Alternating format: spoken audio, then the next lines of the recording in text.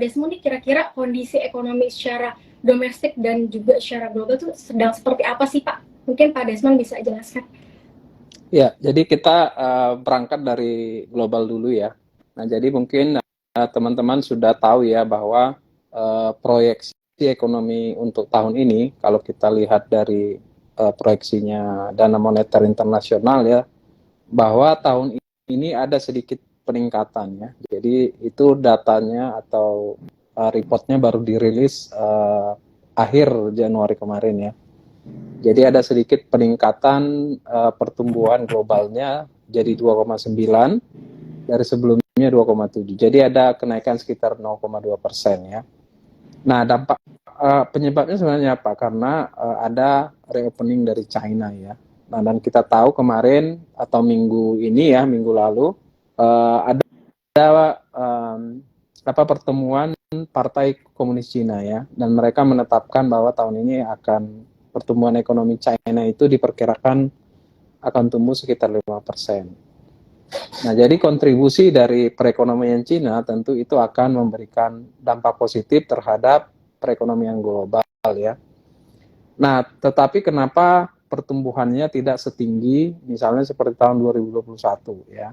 Nah, penyebabnya karena Amerika Serikat diperkirakan tahun ini akan mengalami perlambatan pertumbuhan, bahkan diperkirakan bisa mengalami resesi ya. Demikian juga dengan Eropa. Jadi dua kekuatan ekonomi besar di barat itu mengalami perlambatan bahkan mengalami resesi. Nah, penyebabnya sebenarnya apa? Penyebabnya sebenarnya adalah memang faktor inflasi ya. Dan kita lihat terakhir kalau kita berkaca pada proyeksi inflasi yang dikeluarkan oleh Bank Sentral Amerika yang juga nanti akan menjadi rujukan bagi semua investor global, tahun ini mereka memperkirakan sebelumnya ya, tahun lalu kan kenaikannya hanya sekitar 50 basis point atau 0,5%. Ya, kalau kita bandingkan dengan tahun lalu itu sampai 400 basis ya atau 4%-an. Nah, jadi kenaikan kenaikan suku bunga itu bagi perekonomian itu akan membuat demand atau permintaan itu akan turun, ya kan, investasi akan turun. Padahal motor pertumbuhan ekonomi itu sebenarnya adalah konsumsi masyarakat dan investasi. Nah, kalau misalnya itu terus dinaikkan, maka ada potensi dikhawatirkan ekonominya akan mengalami resesi. Nah, itulah kenapa Amerika tahun ini maupun Eropa diperkirakan akan mengalami resesi ekonomi ya.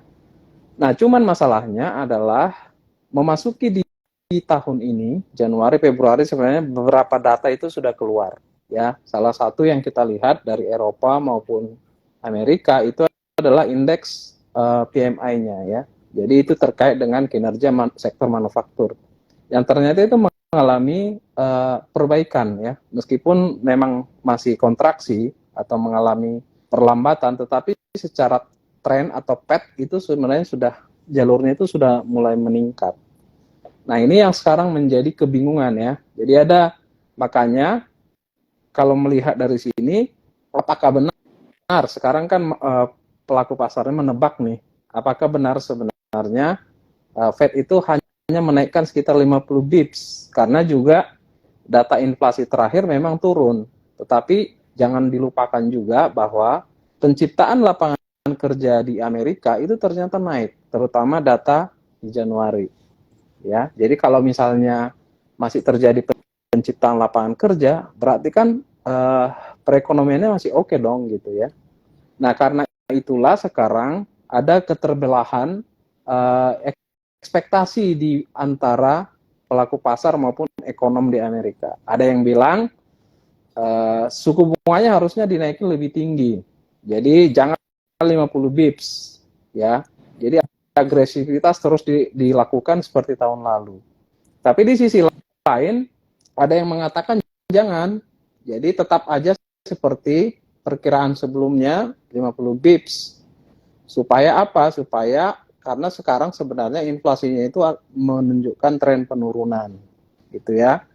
Dan karena kalau terlalu dinaikkan ekonominya akan mengalami resesi gitu ya. Nah, kalau ekonominya mengalami resesi, maka tidak ada pilihan bagi bank sentral, dia kembali akan menurunkan suku bunga. Jadi sehingga, nah disinilah menjadi dilema nih. Nah, sementara ekonomnya mengatakan dinaikkan, pelaku pasar mengatakan bahwa suku bunganya ada kemungkinan akan ditahan seperti saat ini, atau dia bahkan ada potensi untuk diturunkan. Nah, itulah kenapa kalau kita lihat sejak Januari awal tahun ini sampai sekarang, indeks saham di Amerika itu naik, ya kan? Tetapi kebalikannya dengan pasar obligasinya justru mengalami koreksi.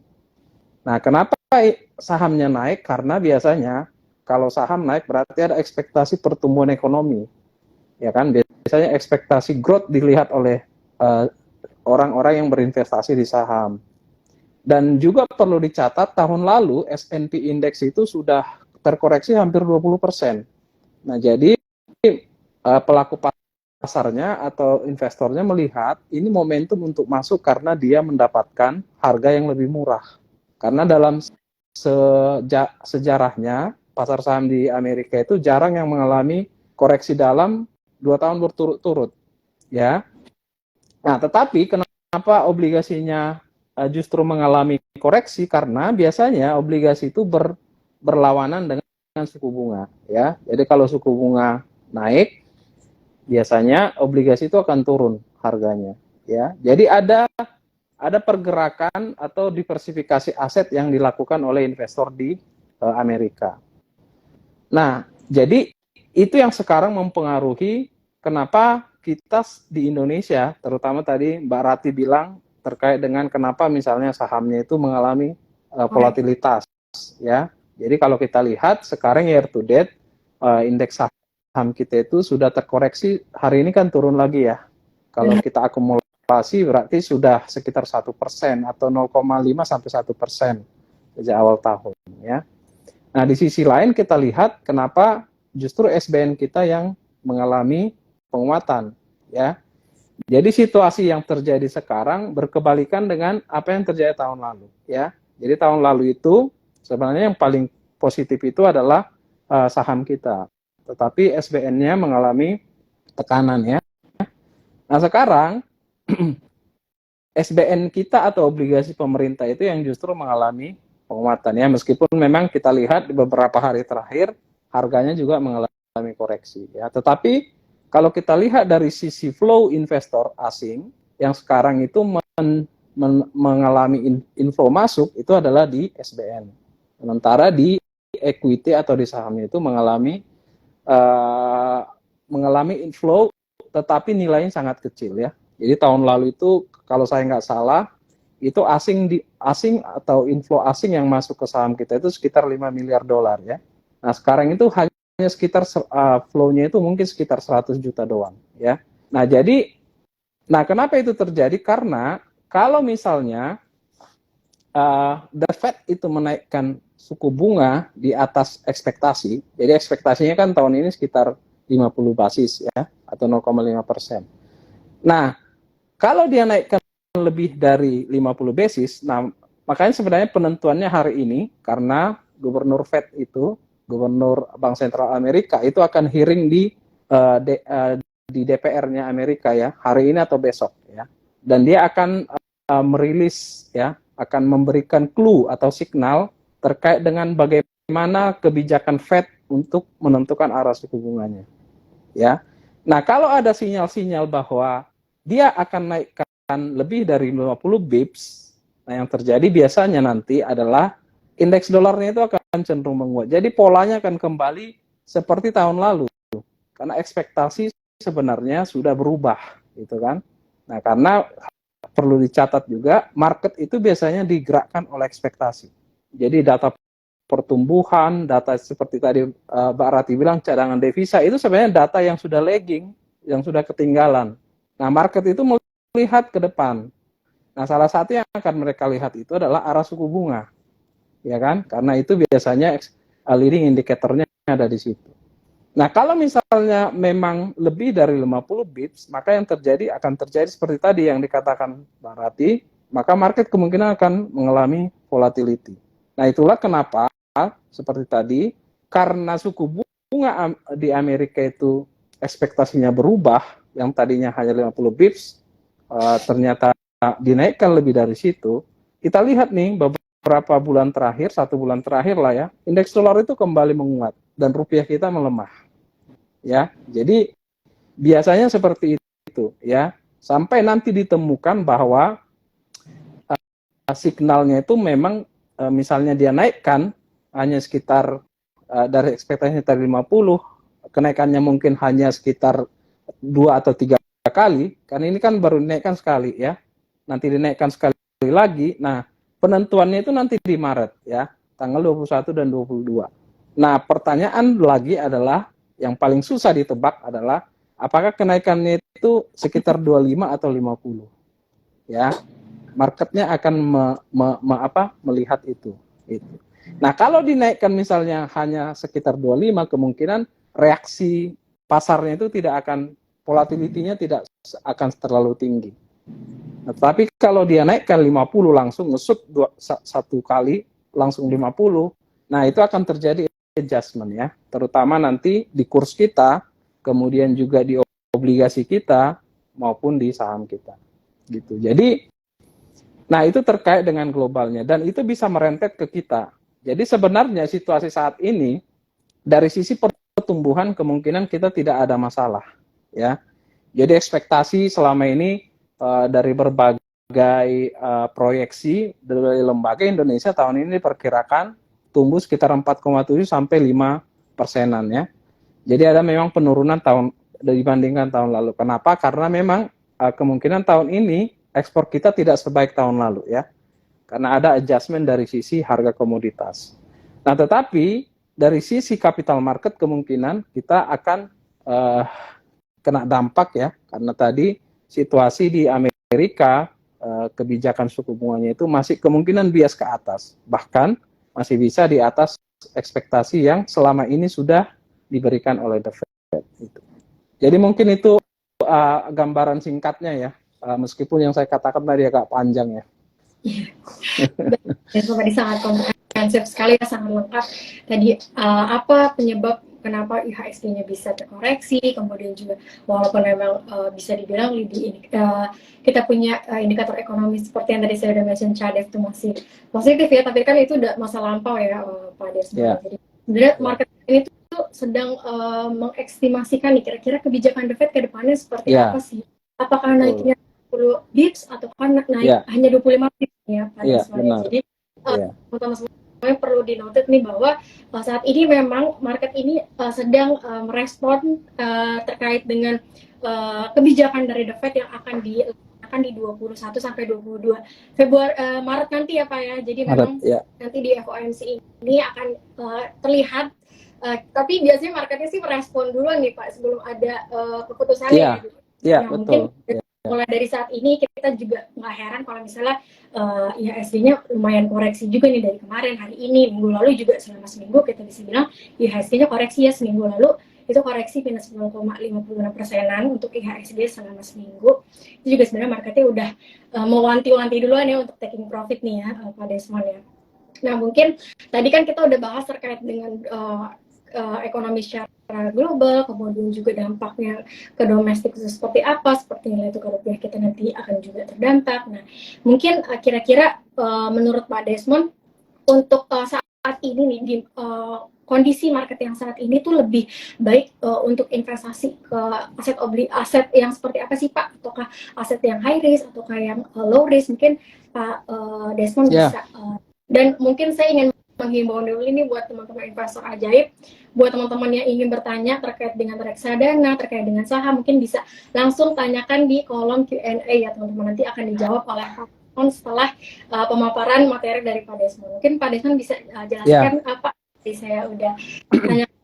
Jadi sekali lagi, kalau kita berinvestasi itu pasti langkah awal itu adalah tujuan ya. Jadi kita selalu menekankan itu. Jadi tujuannya apa sebenarnya teman-teman untuk berinvestasi? Karena seringkali hal ini dilupakan ya. Karena kadang-kadang punya uang langsung beli sana beli sini beli sana gitu. Jadi itu yang pertama. Nah, karena itu akan menentukan nanti bagaimana strategi kita di dalam melihat situasi ekonominya kan gitu. Nah, jadi kalau misalnya tujuannya hanya pendek gitu ya, hanya setahun ya berarti jangan dimasukkan di saham gitu ya. Jadi masukkan aja misalnya di apa namanya di reksadana yang berbasis pasar uang gitu kan. Nah, kalau memang tujuannya kita itu dana ini kita mau kembangin dan saya sebagai pemilik uang, apalagi sejak muda ya, masih muda, teman-teman mungkin di sini masih banyak yang muda gitu ya, baru bekerja, dan dia punya keinginan besar supaya nanti 10 tahun, 20 tahun atau 15 tahun kemudian dana ini bisa berkembang ya. Nah, itu bisa dimasukkan ke instrumen yang agak berisiko seperti saham. Ya. Nah, tetapi bagi teman-teman yang masih pemula sekali ya, jadi masih pertama kali mengenal instrumen pasar modal, kita lebih sarankan sebenarnya untuk tanda kutip mencicipi ya apa yang disebut dengan reksadana. Ya. Tapi kalau nanti sudah agak expert gitu ya, bisa mengelola dana sendiri, ya silahkan memasukkan ke saham atau misalnya obligasi ya. Nah, sekarang juga pemerintah kan sudah ngeluarin yang obligasi berbasis retail ya. Nah, pertanyaannya tadi adalah apakah saya harus memilih antara saham atau obligasi kan? Nah, gitu ya. Karena situasinya seperti apa sekarang. Nah, biasanya sesudah tadi tujuan tentukan yang selanjutnya adalah diversifikasi aset ya. Tapi selain tujuan tadi itu memang harus ada yang namanya pengelolaan finansial planning ya. Itu sangat penting. Nah, sebelum teman-teman berinvestasi, sediakan dulu yang namanya dana darurat itu ya. Karena kenapa dana darurat penting? Sebenarnya itu tujuannya untuk supaya nanti alokasi investasinya tidak ditergerus-tergerus ya gitu.